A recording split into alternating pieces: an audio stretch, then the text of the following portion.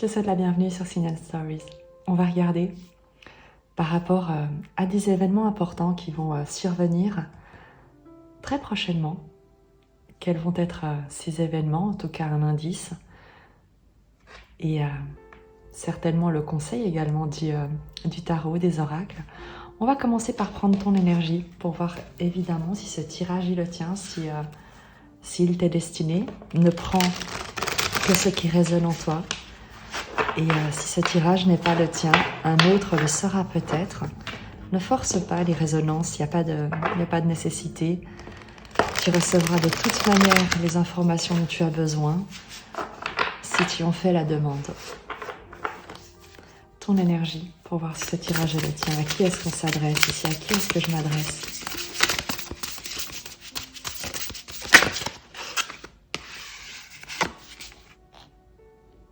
L'automne.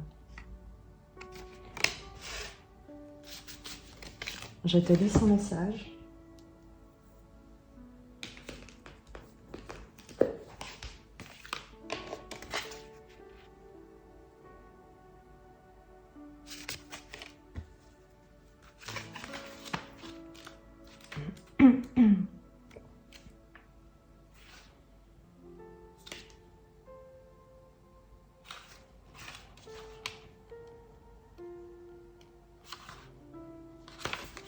La carte 55.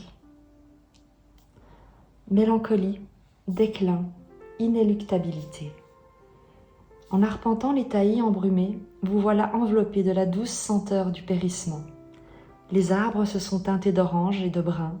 Le parfum des champignons, du feuillage humide et du bois en décomposition se mêle à une odeur lointaine de feuilles brûlées. L'atmosphère est à la fois réconfortante et mélancolique. La carte de l'automne évoque le passage immuable du temps et les sentiments complexes qu'il fait naître. L'impression qu'il te faut laisser aller quelque chose, peut-être auquel tu tenais, qu'il y a une page qui se tourne, l'arbre de ta vie qui perd certaines de ses feuilles. On va regarder par rapport au message qui est le tien.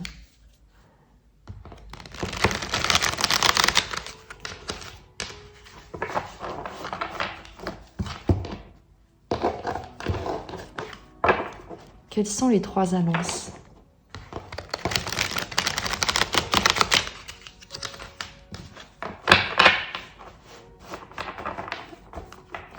On va faire sauter les cartes pour voir, pour laisser le tarot décider du nombre de messages que tu as besoin de recevoir, parce qu'apparemment il y a une grande transition qui te parle également de justice. Tu coupes avec quelque chose, tu te libères de quelque chose, tu laisses aller quelque chose, et ça peut évidemment te causer une certaine mélancolie. Typiquement, tu vois, on peut être sur un changement de vie tel un divorce.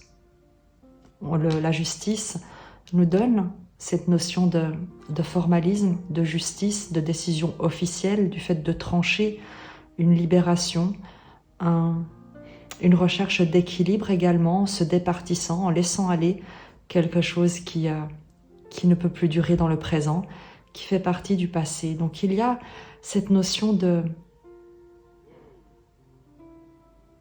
d'une ère qui se termine, et la justice nous marque vraiment le symbole, la symbolique d'une décision sans appel et sans retour. Il y a quelque chose qui ne peut plus rester, il y a quelque chose qui ne peut plus durer. Quelle qu'a été cette chose? Parce que s'il y a de la mélancolie, s'il y a cette nostalgie, c'est qu'il peut s'agir de quelque chose qui a été très heureux, qui a longtemps fait partie de ton expérience. Et rappelle-toi simplement que la vie n'est qu'impermanence, elle ne cesse de se développer, de tendre vers l'exploration. Et ce que tu peux peut-être sentir comme une perte, comme un abandon de quelque chose, est en fait une occasion d'expansion pour te permettre de t'ouvrir à autre chose. Mais évidemment qu'il y a, parce que l'incarnation nous conditionne, il y a cet attachement qui peut être un tout petit peu, peut-être encore à vif, une certaine peut-être résistance à accepter l'inéluctable, comme le disait la carte de l'automne. Mais en précision, avec la justice, on nous parle vraiment de quelque chose d'une décision officielle, formelle, un point de non-retour, quelque chose qui va venir trancher. Et par rapport à ça, on va regarder justement maintenant quelles sont les 3 annonces. Pourquoi je dis 3, je ne sais pas. Quelles sont ces 3 annonces ?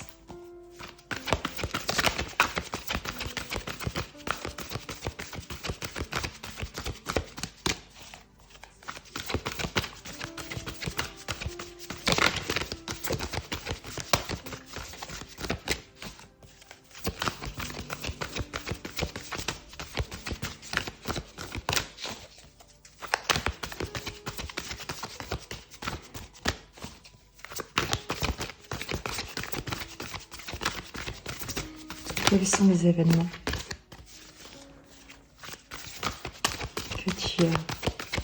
vers lesquels tu te diriges? Cette expansion en fait, qui suit une phase de renonciation, de lâcher prise. Le 5 d'épée, une désidentification à ce qui jusqu'ici a pu te définir, te blesser, te maintenir comme la tête sous l'eau. On prendra des précisions avec le tarot mythique et les cartes qui sont tombées. Tu as le 8 d'épée, le 7 de bâton et la papesse. L'événement, et on va en prendre encore une parce qu'on nous raconte une histoire ici. L'événement avec lequel tu coupes, c'est une ancienne vision de toi-même. Le 5 d'épée, c'est, tu sais, le conflit intérieur, le conflit mental, les sabotages, l'auto-sabotage, les critiques, les jugements, le juge intérieur. Le 5, on est avec le pape d'épée. Donc cette forme de morale, de jugement moral qui t'a été peut-être infligé par l'extérieur, mais ce n'est jamais par hasard, c'est souvent parce que tu te jugeais toi-même, tu te condamnais toi-même, tu te critiquais toi-même, et tu en as comme donné le rôle à l'extérieur de te refléter ton propre juge intérieur, ta propre condamnation intérieure. Il y a cette prise de conscience que ce que tu te racontes de plus dur sur toi, ce que tu juges de plus dur de toi, eh bien c'est exactement ce que tu vas voir se produire dans ton environnement, ce que l'environnement va te refléter. Et il y a cette prise de conscience parce que je te rappelle qu'il y a quelque chose que tu laisses aller. Il y a une ancienne version de toi-même que tu regardes comme couler au fond des eaux, avec, oui, très certainement une forme d'inéluctabilité, comme le disait la carte, peut-être également une forme de nostalgie, de mélancolie en te disant « Pourquoi est-ce que je n'ai pas voulu mieux pour moi? Pourquoi est-ce que j'ai laissé faire ça? Pourquoi est-ce que je n'ai pas fait d'autre choix ?» Et la justice te dit « Parce que tu as fait exactement ce que tu as pu, tel que tu étais, là où tu te trouvais à cette époque. » Et c'est justement pour ça qu'il est temps de laisser partir cette ancienne identité, cette ancienne époque, cette ancienne manière de faire pour t'ouvrir à plus de justice, à plus d'équilibre, à plus d'équité envers toi-même et envers les autres. Donc il y a cette première annonce qui est celle de contempler une ancienne version de toi-même qui t'a trop longtemps fait souffrir et au travers de laquelle tu as trop longtemps été la cible d'attaque, on va dire. Deuxième annonce, ou en tout cas complémentaire dans cette annonce, en laissant partir ce juge intérieur, cette ancienne version, il y a une forme également, tu sais, de pardonner qui tu as été. Il y a une forme d'au revoir avec révérence, avec une certaine forme de sagesse, de compréhension de l'importance de ce qui s'est joué par le passé. Le pape d'épée a également cette forme de sagesse, évidemment, de la pensée, de regarder toute cette agitation mentale comme avec du recul et à réussir à en tirer une forme d'enseignement. On en vient à ces 8 d'épée, à ce 7 de bâton et à la papesse qui nous parle d'une force intérieure fondée sur une maîtrise des peurs. Il y a un centre, un centrage, une concentration qui est telle que tu ne te laisses plus perturber, déstabiliser par des peurs, par des croyances limitantes, par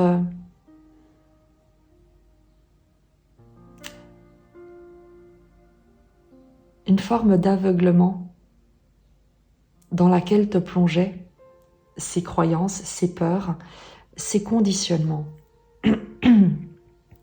Le 8 d'épée, on est sur la justice d'épée.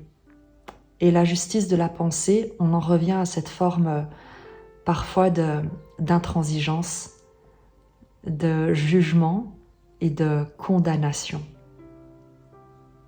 Se condamner soi-même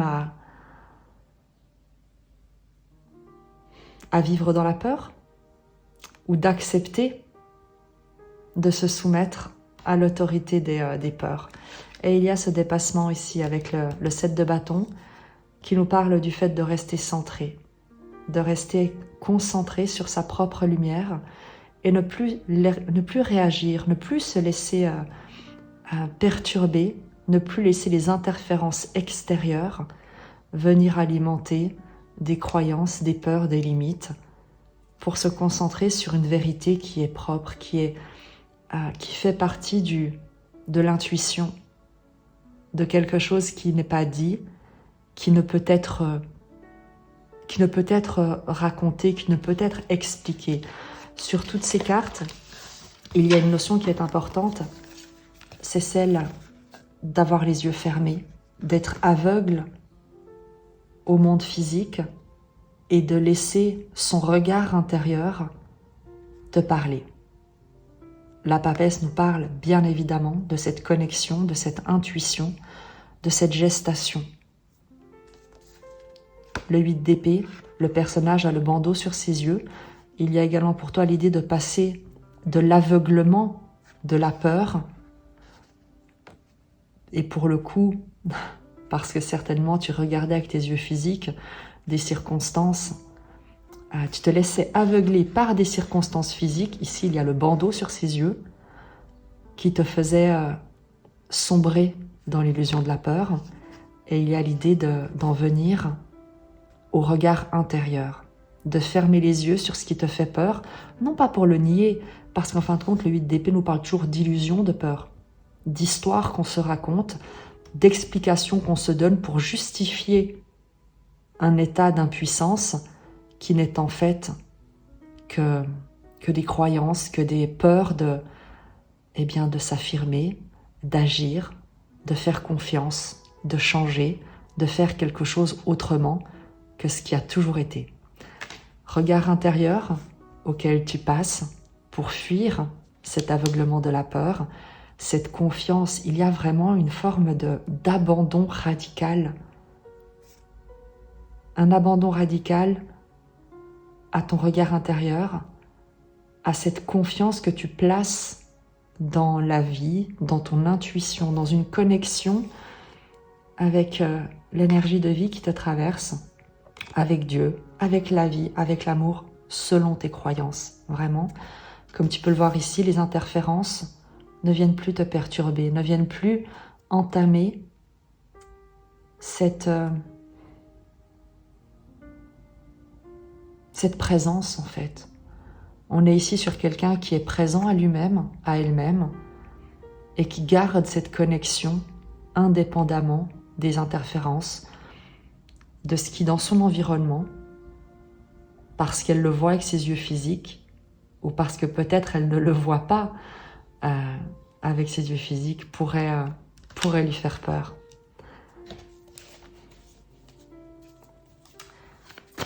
Il y a vraiment une ancienne version qui est en train de mourir, d'une manière symbolique, bien entendu, mais qui peut être ressentie d'une manière bien physique, bien réelle. Tu me connais, j'ai tendance à poser en principe la direction que vont prendre les tirages en demandant les événements principaux qui vont venir vers toi. Mais ici, on est sur un seul et même événement parce que c'est un événement qui est majeur. En tout cas, sur cet ensemble-là, on est vraiment sur un événement qui est majeur. Et comme je te le dis toujours, si tout va bien dans ton existence, ne perds pas ton temps sur des tirages de cartes, sur des guidances, sur des partages. Va vivre ta vie, partage ta joie, partage tout ce que tu as partagé, mais ne reste pas sur des tirages qui ne te parlent pas et pour lesquels tu n'as pas besoin de soutien, parce que vraiment, vis et ne cherche pas des problèmes là où il n'y en a pas, même si j'apprécie ta présence, bien évidemment. Donc si tu aimes m'écouter, reste, bien entendu. Si ça peut t'amener des clés pour être toi-même une figure de soutien pour quelqu'un d'autre que tu auras reconnu, eh bien ça me va très bien comme ça. Mais ne force pas les résonances si ce n'est pas ce que tu vis. Vraiment, il n'y a pas de nécessité. Je t'invite par contre évidemment à être toi-même le soutien pour la personne qui pourrait vivre cette transformation majeure et radicale, parce qu'il y a quelque chose qui n'est pas simple. L'automne nous en parle, la justice nous en parle également. C'est quelque chose qui est radical. Et donc je te disais que j'avais prévu d'avoir trois événements en tout cas, et là pour l'instant on en a un seul, et on va voir, parce que c'est aussi le but de ce tirage, c'est la sagesse, la connexion, ce sur quoi tu te concentres, ce regard intérieur. Il a un sens. Il est exactement ce que tu étais amené à mettre en place à travers ce que tu dois laisser aller. Et l'idée maintenant, c'est de voir la nouvelle énergie vers laquelle tu te diriges après ce changement radical, après cette mort symbolique en quelque sorte. Même si on n'a pas eu la carte de la mort, il y a l'idée d'une décision, d'une officialisation entre un ancien toi, une ancienne manière de penser, un ancien état d'esprit et une nouvelle manière de se comporter dans le monde face à des pensées de peur, face à des jugements intérieurs ou extérieurs. Quelle est la nouvelle énergie vers laquelle à laquelle tu t'ouvres en fin de compte, à laquelle tu te connectes? Quelle est cette nouvelle énergie? Le pendu.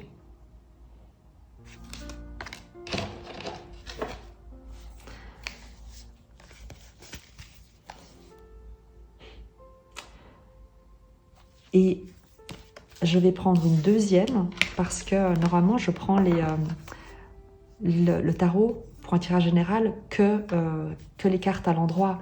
Mais évidemment que le pendu, lorsqu'il sort, en fin de compte, le pendu à l'envers est à l'endroit et le pendu à l'endroit est à l'envers. Et lorsque le pendu sort à l'envers, on nous parle d'une libération, du fait de sortir d'un blocage, d'un enfermement, pas d'enfermement, mais d'une situation d'être comme suspendu dans le temps. Et je vais prendre une deuxième carte pour préciser son message, parce que même si tu as le pendu qui reste à l'envers, il s'agit, quoi qu'il en soit, de changer d'état d'esprit, d'une ouverture de conscience, de voir les choses d'une autre manière. l'avantage du pendu lorsqu'il est redressé, entre guillemets, c'est que non seulement il a changé de point de vue sur sa situation, mais qu'en plus il se met en mouvement, il se libère. Donc on va regarder quelle est la vibration de ce pendu. Est-ce qu'il s'agit de rester là où tu es et de changer de regard, d'amener plus de sagesse, plus de compréhension, plus d'acceptation d'une situation qui, en fin de compte, demande à être vécue pour ce qu'elle est, pour une expérience à traverser, et non pas quelque chose qui te définisse ou qui t'attache, parce qu'en fin de compte, le pendu finit toujours par se détacher, mais tout dépend de la compréhension de la vitesse à laquelle il comprend le changement de regard qui lui est demandé sur sa situation. Donc en fin de compte, on va tout de même demander quelle est ta, entre guillemets, rapidité de compréhension, parce que dès le moment où tu vois les choses sous un autre angle, et typiquement dès le moment où tu te relis à ton regard intérieur, et ce qui est intéressant ici, c'est que le pendu a également le regard fermé sur cette carte, lui également se connecte à un rayonnement qui entoure son chakra coronal, si tu veux. Il y a cette connexion au tout. Et tu vois ces gouttelettes de rosée qui tombent, tu vois, à travers l'arbre, l'idée de recevoir des informations, de ressentir son environnement d'un point de vue matériel aussi bien que spirituel, et de comprendre le lien entre la matière et l'esprit. Et cette compréhension amène de toute manière le pendu à se retourner, et après le pendu vient la mort, la transformation, qui est issue de la compréhension du pendu, qu'il lui appartient non pas de changer la réalité de sa situation, mais le regard qu'il porte, la compréhension qu'il a de cette réalité. On va préciser ce pendu pour cette énergie vers laquelle tu te diriges.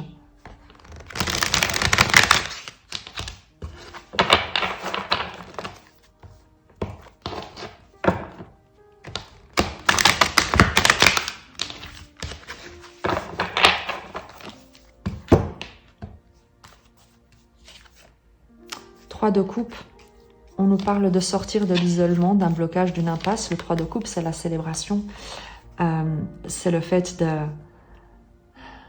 de différentes âmes qui se connectent pour célébrer la vie. Donc il y a très certainement le fait pour toi de changer de regard sur une situation que tu considérais comme étant peut-être injuste, peut-être hostile, sur une fin peut-être que tu ne souhaitais pas, quelque chose auquel tu t'es peut-être encore accroché un petit moment. Je vais reprendre l'exemple du divorce, d'une séparation, peut-être de la fin également d'un contrat professionnel, parce qu'il n'y a pas vraiment de notion ici d'émotion, parce que très certainement que l'émotion n'y est plus, mais que l'attachement, l'habitude, la sécurité que représentaient ces circonstances demeure. Et l'exemple du divorce, typiquement, eh bien, c'est l'idée d'avoir encore porté son alliance un certain temps, par habitude, d'avoir conservé encore quelques photos, quelques éléments de la décoration, pour ce que ça représentait d'une ancienne vie. Et il y a l'idée avec ce pendu de se détacher de ce qui n'est plus, de ce qui ne peut plus être, de ce qui doit être laissé aller dans les eaux de ce qui a été vécu, et se connecter à son être véritable pour libérer la peur de cette transformation, de ce détachement en fin de compte. Il y a l'idée vraiment ici d'un détachement de ce à quoi tu étais attaché. Je crois que c'est très très important.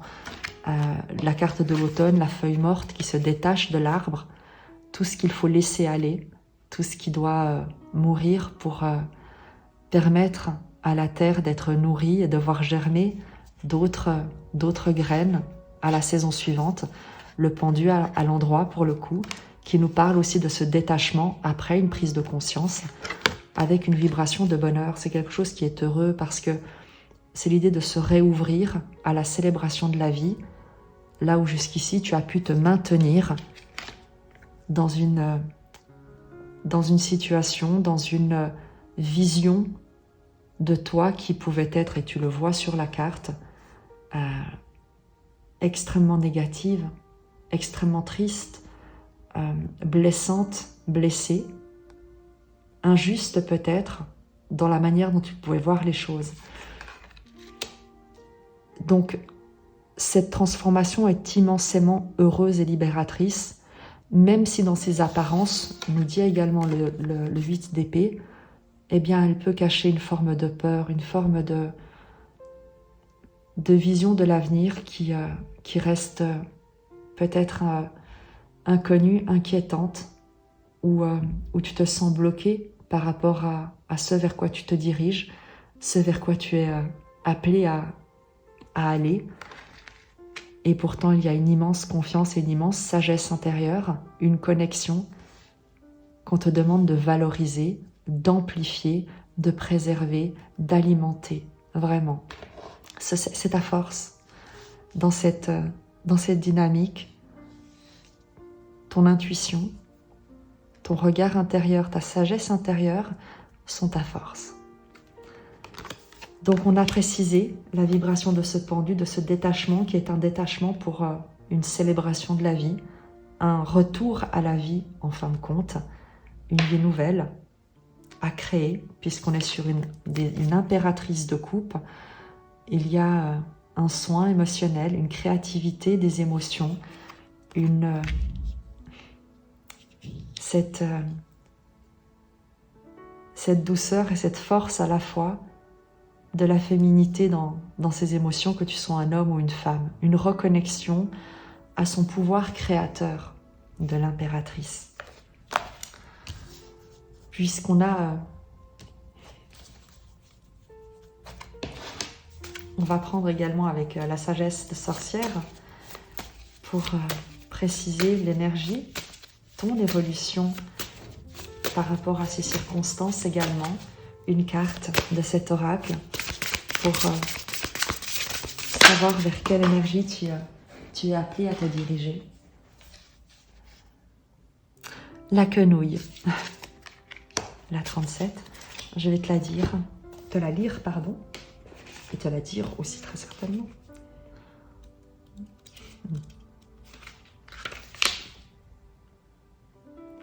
Autorité, influence et expertise. La quenouille sert à stocker les fibres, la laine par exemple, non encore filée. Elle a un sens culturel fort et une histoire intéressante. Beaucoup de ces instruments métalliques ont en effet été retrouvés dans les tombes d'éminentes femmes vikings identifiées comme volures, des prophétesses et pratiquantes du seor, une magie nordique. Par conséquent, la carte de la quenouille représente le respect et l'autorité véhiculée par cet outil puissant, mais aussi les exigences fondamentales que requiert l'expertise, sans laquelle une telle influence serait vaine.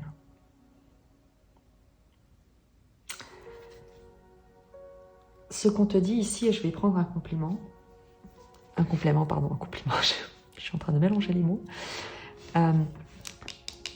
Tu as ici cette sagesse intérieure, ce regard intérieur, cette intuition, cette connexion.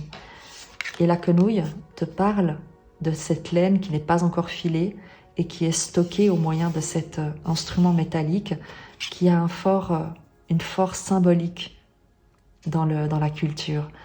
Donc il y a l'idée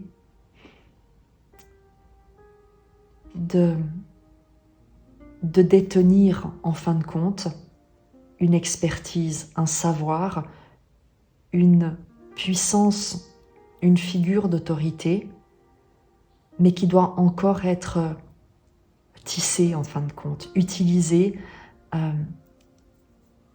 dévoilée. Et c'est très certainement ce vers quoi tu te diriges, parce qu'en laissant aller le passé, il y a tout un nouveau monde que tu vas être amené à tisser autour de toi.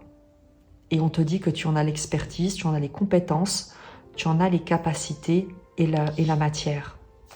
Je te prends encore un oracle pour préciser cette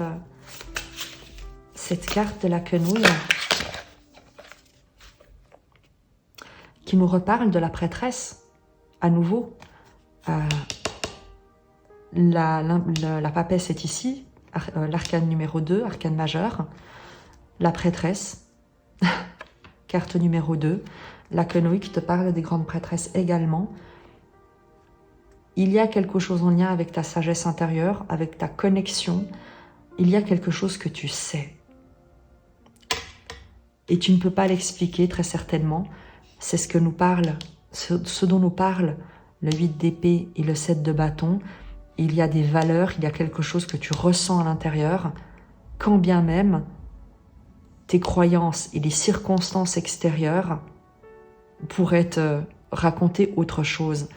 Et on t'encourage à te détacher des influences extérieures, à te détacher de ce qui est matériel, de ce qui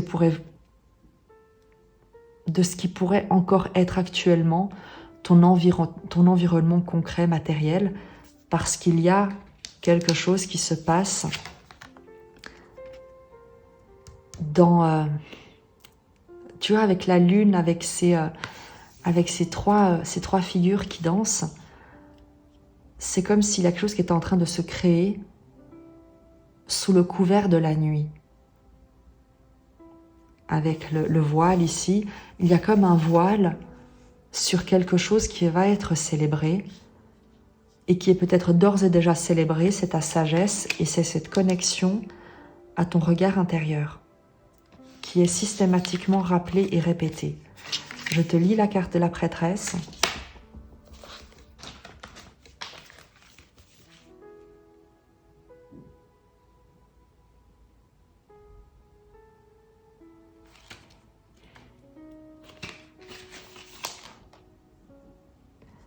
Initiation, ascension, maîtrise et puissance. Enveloppée des ombres projetées par la lueur vacillante du feu, elle trace un cercle sur le sol. Sa volonté est forte, sa vision est claire. Elle sait que les esprits de ses ancêtres protègent les lieux. Ce rite de passage lui donne accès à un monde nouveau. La prêtresse maîtrise de nouvelles compétences et consolide sa puissance. Elle renforce son savoir. Elle sait que l'on progresse par ses actes et par les leçons tirées de l'expérience. Et c'est ce qu'on nous dit ici, c'est qu'en fait, tu te reconnectes à ton regard intérieur, à ta sagesse intérieure, mais également à une sagesse qui est presque un héritage. Parce qu'on a la quenouille qui nous parle de ce savoir, de cet objet d'autorité qui fait partie de la culture. Je te relis son message parce qu'il est vraiment en résonance avec celui de la prêtresse. Il y a comme cette prêtresse qui utilise des compétences qui lui ont été transmises, qu'elle a acquises et qu'elle peut à présent, en s'étant libérée, détachée des jugements extérieurs, des conditionnements de la peur, d'une ancienne version d'elle-même, de son environnement, d'attachement, tout simplement à des considérations matérielles qui sont légitimes mais qui parfois nous limitent dans notre créativité. Il y a tout un univers, toute une nouvelle vision du monde qui s'ouvre. Donc la quenouille, je te le rappelle, te parlait d'autorité, d'influence et d'expertise, qui a un sens culturel fort et une histoire intéressante. On te parle de cet objet qui a été retrouvé dans les tombes d'éminentes femmes vikings, identifiées comme des prophétesses.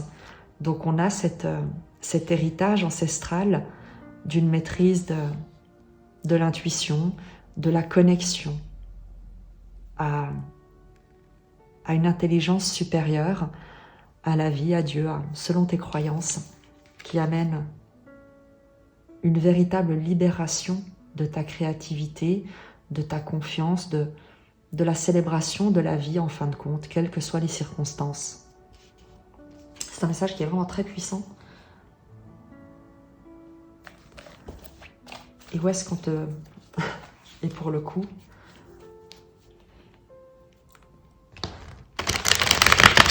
Où est-ce que cela te mène?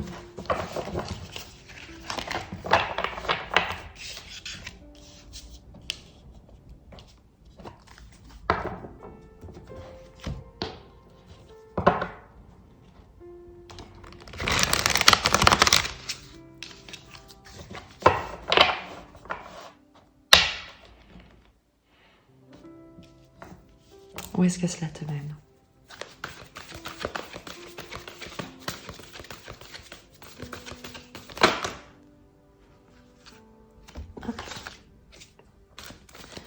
Alors,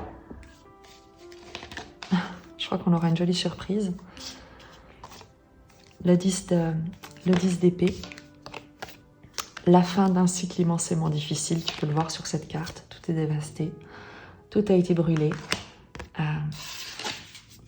C'est ce que tu laisses aller.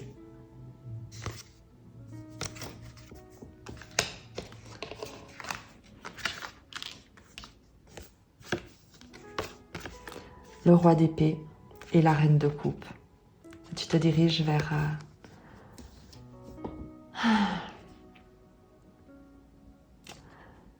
On est sur deux personnages. À chaque fois, et tu le sais, je ne vais jamais t'encourager à attendre qui que ce soit, ni à espérer la venue de quiconque pour que tu puisses, toi, t'exprimer, vivre ta vie, te réaliser, explorer, créer, vivre. Donc, j'en viendrai dans un deuxième temps à ce duo. Je vais me concentrer d'abord sur toi, parce qu'au final, tout part toujours de toi pour être reflété ensuite dans le monde. Le roi d'épée nous parle, après la papesse, et ce set de bâton qui te protège, qui défend ses valeurs, nous parle d'une maîtrise du mental, d'une clairvoyance, d'une figure d'autorité puissante, stable, qui voit les choses, qui dit les choses et qui fait ce qu'il dit. Il y a une intégrité, une force, un alignement, un regard clairvoyant et presque transperçant sans être jugeant avec le roi d'épée, qui maîtrise la pensée au point qu'il n'a pas besoin d'user de la violence ou de son épée pour se détacher, se libérer, communiquer ce qu'il souhaite. Il y a avec ce roi d'épée une puissance de détachement tout en manifestant une présence au monde qui est comme, tu sais, comme les verres d'une paire de lunettes pour des personnes qui sont myopes. Le roi d'épée agit comme un verre correcteur, entre guillemets, qui montre la vérité, qui dit la vérité, qui incarne la vérité et qui fait respecter la vérité. Il ne transige pas. Il y a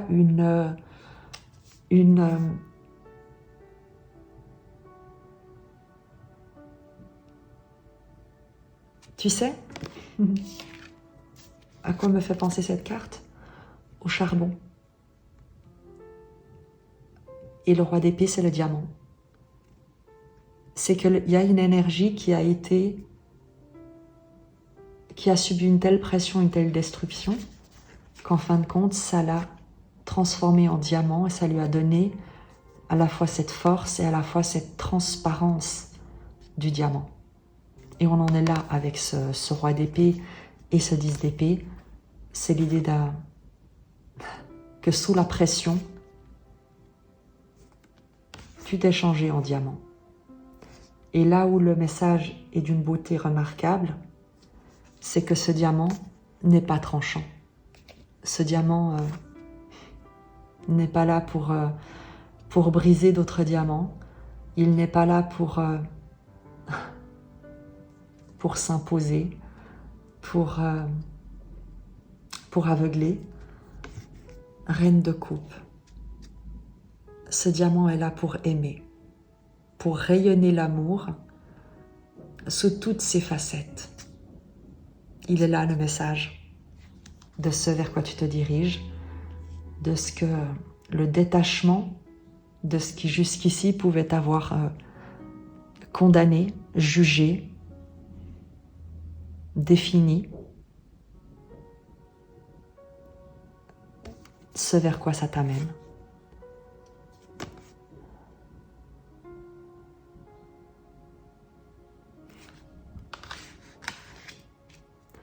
Comme je te le disais, tu as évidemment également l'autre message ou le message complémentaire.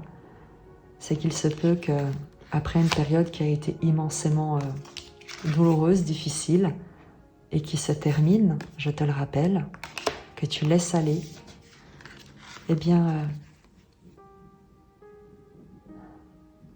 tu puisses compter en fonction de l'archétype dans lequel tu te reconnais, soit sur un roi d'épée, donc cette figure d'autorité qui va pouvoir te conseiller. Il peut s'agir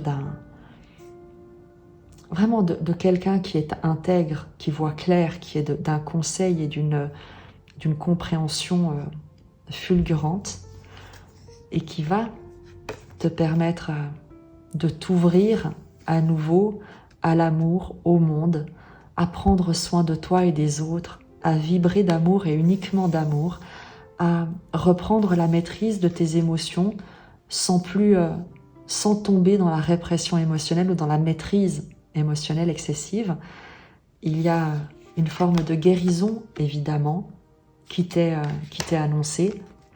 Tu peux être l'un ou l'autre. Tu peux également, toi, être ce roi d'épée, après avoir vécu la dévastation, eh bien, t'être relevé en étant émotionnellement un peu froid, un peu détaché, et peut-être qu'une énergie de reine de coupe, une énergie immensément aimante, bienveillante, eh bien, vient amener de la douceur dans ton quotidien. Quoi qu'il en soit, je t'encourage à te reconnaître d'ores et déjà ce diamant, ce diamant qui brille d'amour en toi-même et pour toi-même. Et tu le verras également se manifester autour de toi très très rapidement. C'est un très beau message parce qu'il est vraiment... il te parle de quelque chose qui est difficile pour toi à laisser aller. Vraiment. D'où ce besoin d'en revenir à l'intérieur de toi parce que il est très probable que tu doives laisser aller eh bien, tout ce que tu as connu jusque-là. Absolument tout.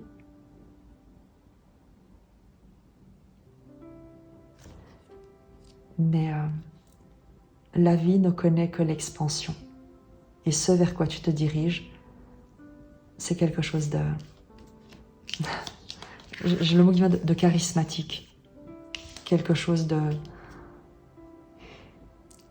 que tu n'imagines même pas. On a un couple ici, un couple spirituel et émotionnel, un couple intérieur ou extérieur, une balance, un équilibre entre l'esprit et le cœur, après une immense douleur. Je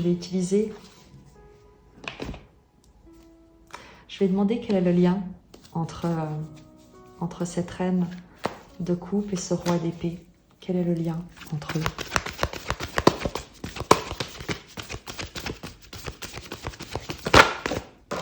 J'ai deux cartes qui sont tombées.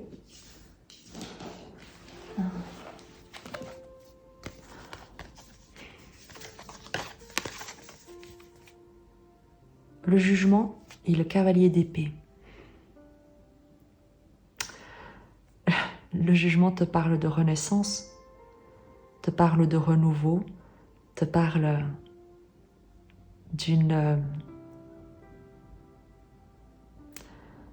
d'un réveil, mais qui est de l'ordre de l'appel de l'âme en fait, auquel on ne résiste pas. Dans le tarot, c'est l'archange Gabriel qui fait sonner les trompettes et qui réveille et qui ressuscite les morts. J'ai l'impression que le lien entre ces deux énergies c'est le retour d'une énergie perdue. Ce n'est pas le retour de quelqu'un. Ce n'est pas le retour de quelqu'un. C'est le retour à la vie au travers d'une nouvelle énergie, avec le cavalier d'épée, d'une accélération énergétique. Donc, ce n'est pas quelque chose du passé qui te revient avec le jugement, mais bien au contraire. C'est un réveil à une accélération de ton énergie, de vos énergies, l'un avec l'autre, toi avec toi-même à l'intérieur de toi. Mais c'est extrêmement bénéfique parce que c'est une spirale ascendante que vous créez ensemble. Comme je te l'ai dit, entre ton esprit et ton cœur, ou entre l'esprit de quelqu'un et le cœur de quelqu'un qui au final s'équilibrent et ils s'entraînent mutuellement.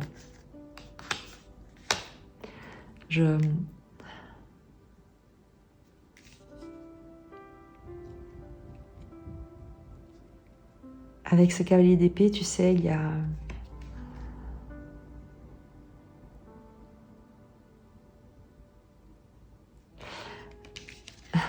a l'idée d'une attraction, d'être attiré l'un vers l'autre, mais par l'esprit. Il y a quelque chose, le lien est spirituel en fait, sans partir dans quelque chose de, tu sais, dans ces histoires de liens sacrés ou d'autres, parce qu'au final, tous les liens sont sacrés, tous les liens sont des liens d'âme, point. Mais il y a ici quelque chose d'éminemment, un appel éminemment spirituel, quelque chose de l'ordre vraiment de l'esprit, d'une résonance au-delà du corps, avec le jugement. Et le cavalier d'épée, on est sur une compréhension, une résonance, une évidence qui va au-delà du corps physique.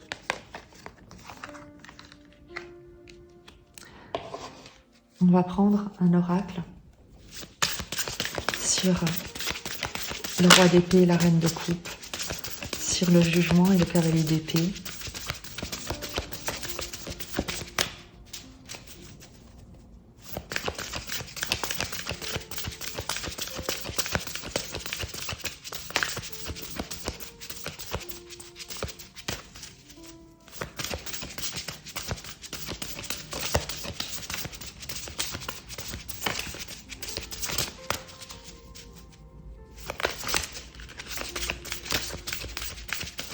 L'idée de se mettre en mouvement depuis ce que l'esprit aura ordonné. L'esprit avec un grand E et non plus le mental. Je te disais de te mettre en mouvement depuis ce que l'esprit avec un grand E t'aura inspiré, plus que ordonné, mais inspiré ou invité à, et tu as la carte de la voyageuse.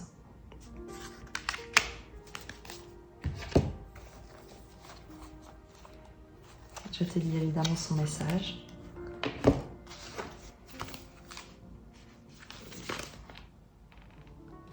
Curiosité, ouverture d'esprit, hospitalité et mouvement. On est là. Elle enfile ses bottes usées et part à l'aventure. Une nouvelle journée de voyage l'attend. Des lieux à découvrir, des gens à rencontrer et leur histoire si nombreuse. La voyageuse représente notre curiosité, notre désir d'apprendre. Elle nous rappelle que pour apprendre, il est essentiel de nous ouvrir à de nouvelles idées et d'oublier les préjugés. Pour elle, l'arrogance est une entrave à l'humilité. Pour elle, l'arrogance est une entrave et l'humilité, un don précieux.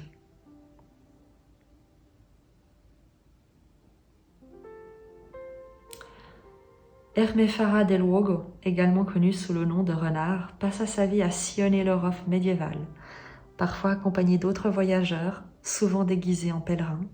Sa soif de connaissance l'amena aux quatre coins du continent et lui offrit des amis de tous horizons.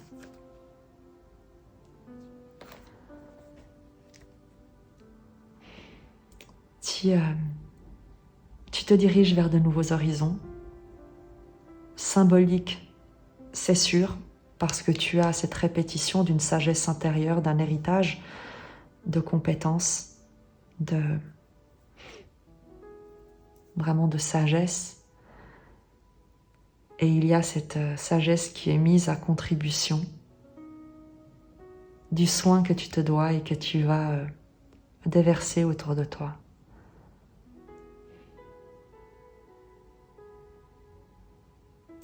Ce diamant appelé à rayonner l'amour partout où il sera amené à se diriger. Comme tu le sais, ce sont des tirages qui sont à très brève échéance pour te soutenir dans un moment qui pour toi peut être difficile, inquiétant peut-être, quoi qu'il en soit, où tu pourrais te demander, et maintenant, qu'est-ce que je vais faire? Où est-ce que je vais? Qui sera là pour moi?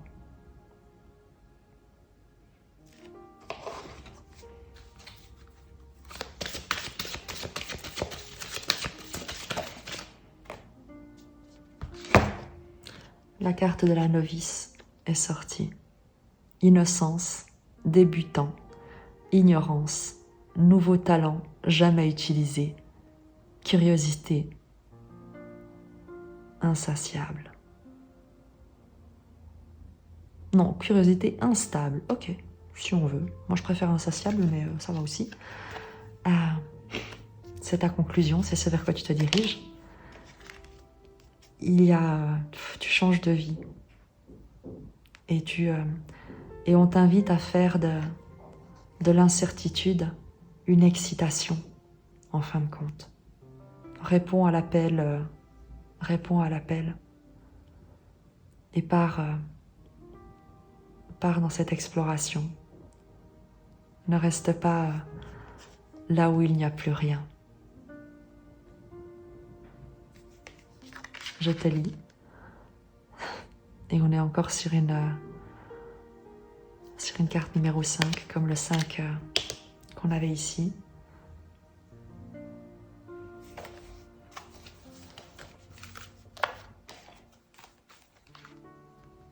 Je ne sais pas ce que tu traverses, dis-le-moi, mais tu changes de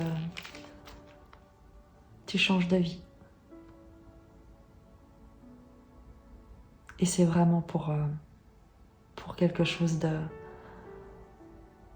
tout nouveau, de très excitant, de très beau, même si tu ne le vois pas encore. La novice représente l'innocence, la naïveté, l'inconscience, la connaissance encore mal intégrée, la capacité d'apprendre et celle de percevoir le monde comme étant pur. Elle vous rappelle l'importance d'être ouvert aux enseignements et de faire preuve d'humilité. Lorsque vous ignorez quelque chose, ne faites pas semblant de le savoir. Vous risquez de faire une erreur dont le prix sera plus élevé que ce que vous êtes prêt à payer. De nouvelles connaissances viennent à vous. Soyez disposés à apprendre et à élargir vos horizons. La novice vous rappelle également l'importance d'être pareil à l'enfant qui s'émerveille de tout ce qui l'entoure, car à cette époque, la magie faisait partie intégrante de votre quotidien. Elle vous invite à vous arrêter et à vous demander quelles leçons vous devez apprendre. La réponse réside toujours au cœur de ce que vous vivez à ce moment-là. Analysez à fond la situation sur laquelle porte votre question. Vous n'aurez pas à creuser trop longtemps, car la réponse se trouve là, devant vous. Vous aurez parfois l'impression d'avoir les deux pieds dans la même bottine et de ne pas savoir danser ou encore d'avancer à tâtons. Oubliez de ceux qui vont de l'avant. Vous avez le droit de ne pas savoir. Il faut du temps pour intégrer de nouvelles connaissances. Soyez compatissant envers vous-même. Ce que la novice vous apprend de plus important, c'est qu'on est toujours débutant dans quelque chose. Cette carte vous incite à la patience et à une prudente lenteur. Avant de vous lancer, peut-être devriez-vous consigner vos réflexions dans un journal et attendre d'être éclairé sur ce que le mystère vous invite à apprendre. Vous vous réjouirez une fois que vous l'aurez compris. La novice d'Avalon est sur un chemin conduisant à des connaissances supérieures. et a un grand pouvoir de manifestation. Elle ne reste pas novice très longtemps. Et c'est ce qu'on a ici. Cette concentration intérieure, ce recentrage, cette introspection, ce questionnement à l'abri des interférences pour écouter la sagesse, l'intelligence supérieure, l'enseigner. Je te remercie. Je te dis à très vite et je t'embrasse.